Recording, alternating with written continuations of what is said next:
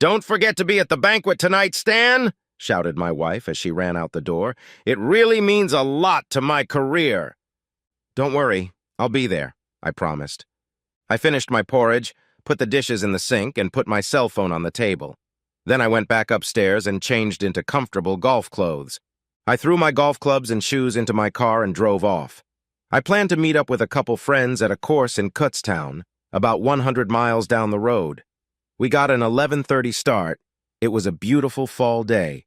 There are some things in life you just can't buy. We finished the game at 3:30 p.m. and went into the clubhouse to eat. I hadn't seen Jack and Steve, two of my college buddies, in a few years, and we had a great time catching up. We ate and decided to play a few more holes as we were having a great time. We finished as it was getting dusk. "That was awesome," Jack grinned as we finished playing. "Do you have to leave right now? Or can you have another drink with us, Stan?" Have I ever turned down a drink, especially from such an obliging loser? I laughed. "Let's go to the watering hole."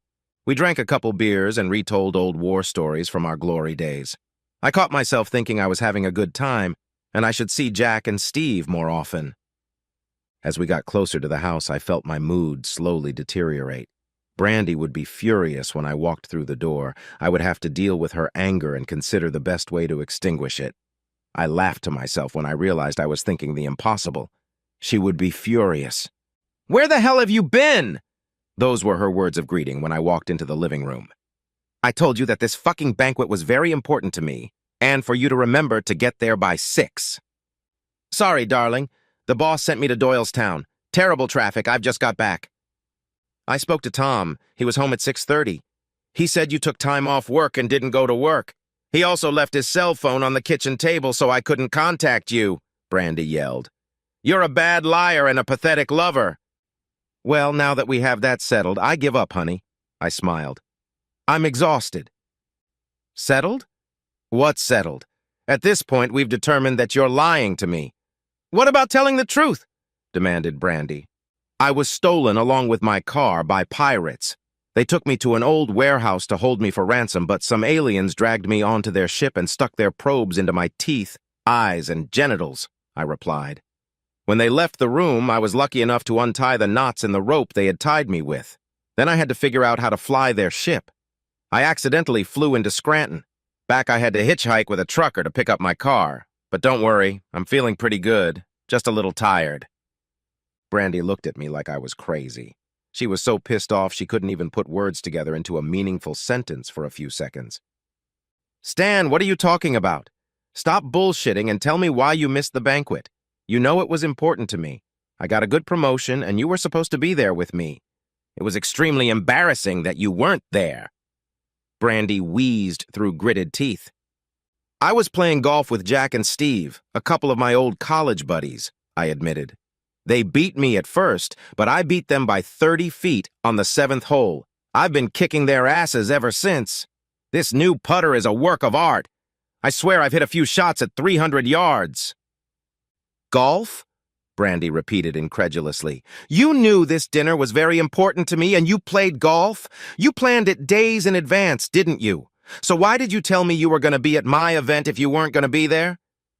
"I didn't want to hurt you, so I lied a little. I was hoping you wouldn't find out," I suggested. "Wouldn't find out? You didn't want to hurt me? Are you crazy, Stan?" Brandy asked. "How could I not notice that damn empty chair, you idiot? How did you not mean to offend me by not attending such an important event for me?"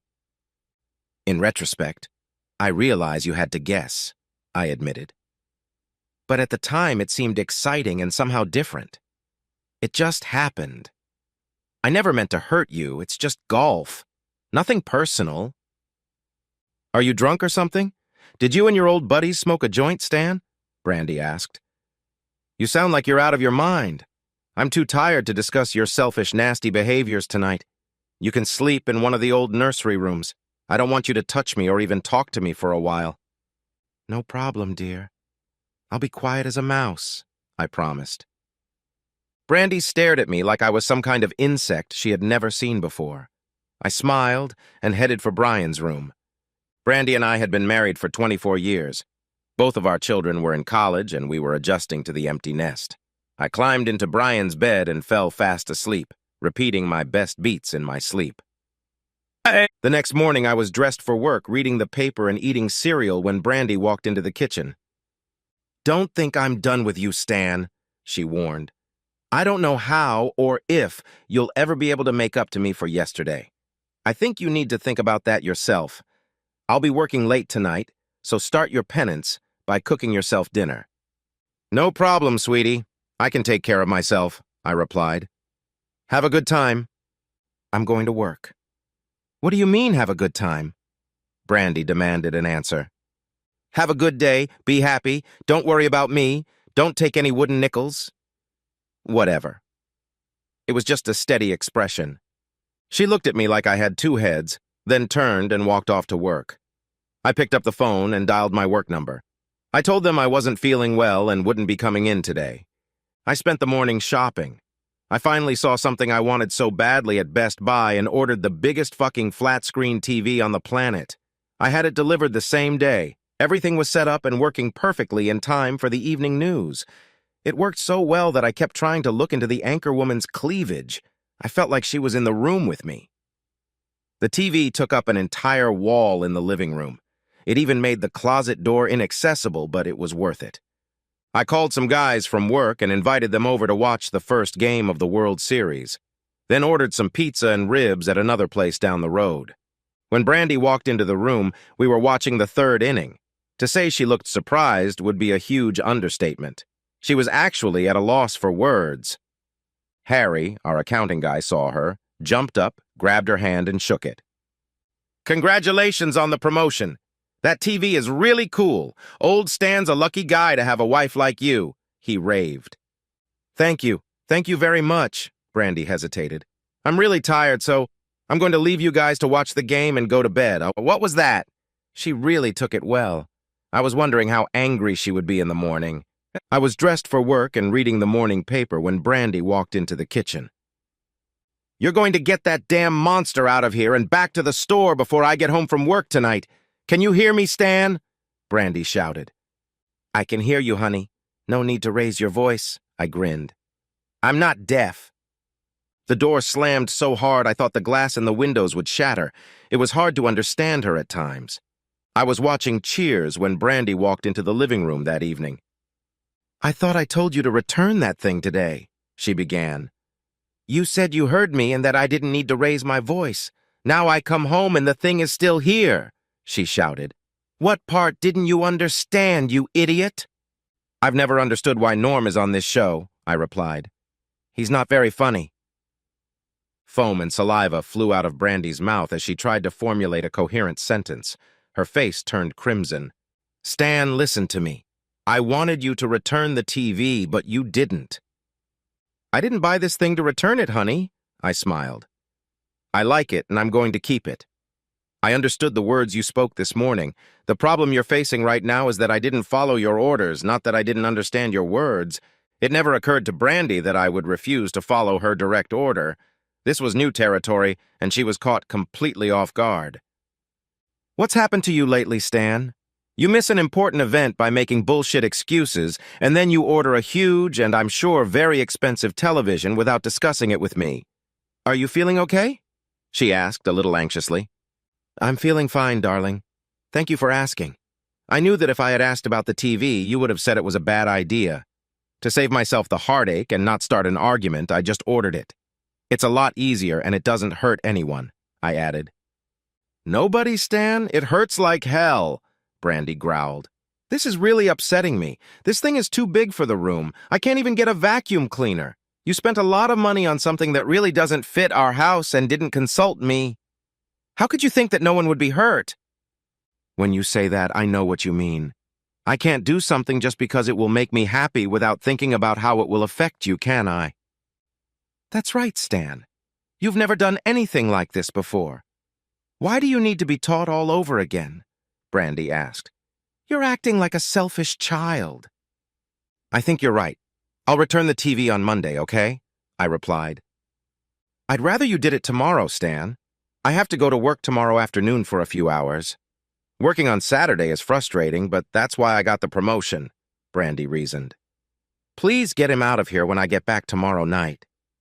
I nodded in agreement and went back to looking around at Shelley Long. I'd always had fantasies starring her. Saturday afternoon, I called Brandy's parents and invited them to have lunch with me. When we arrived at the cafe, I introduced everyone to Cindy Walsh, who was waiting there for me. Cindy looked tired and exhausted, and I wondered if she would be able to get by normally. Brandy's parents paid no attention to anything but the free lunch I treated them to. At 3 o'clock, we followed Cindy to her house and parked behind her in the driveway. Cindy offered us seats in her tastefully decorated living room. We sat there with Brandy's parents. Then Cindy walked over to the security system remote and pressed a few buttons. The noise was deafening, sirens howled, and a loud voice warned all intruders to leave the building immediately. It was quite intimidating. Suddenly, the door swung open and Cindy's husband, Charles, ran into the room with a bat. He was completely naked and in a state of semi-excitement. Not recognizing, because he didn't know either Brandy's parents or me, he swung the bat at us threateningly. Cindy remained out of his sight. "Get the hell out of here before I beat your brains out!" he shouted. "Get the hell out of here!" He pulled the bat back. For a second, I thought I should pitch to him. Then he was stopped by a scream. "Mom! Dad! Stan! What are you doing here?" Brandy's parents looked away from the naked baseball player and saw Brandy standing in the doorway, pressing a sheet against his obviously naked body. "I invited them here to have some fun, Mrs. Burns," Cindy replied as she entered the room. Charles was never good at hiding his affairs. I knew he had a whore in our house when I told him I had to go to Philadelphia for the weekend. I even guessed it would be you, Mrs. Burns, seeing how attentive he was to you last night at the banquet. I stood up and nodded to Brandy's parents. I walked over to Cindy and shook her hand. Then I shifted my gaze from Brandy's new boss, Charles, to Brandy herself. "You're right. Notre Dame is playing tonight, and I don't want to miss it on my big screen. When you're done, you're taking your parents home, right, Brandy?" I asked. "I'm sure they won't mind. Well, wait a little. I'll get some shit out of the house during commercials, but it won't be the TV." The game was over, and I carried all of Brandy's clothes down the hall and into the living room. Then she meekly walked through the door, looked at all her personal belongings, and awed. "Stan, please don't do this. It was just an affair, nothing more. I never meant for you to get hurt.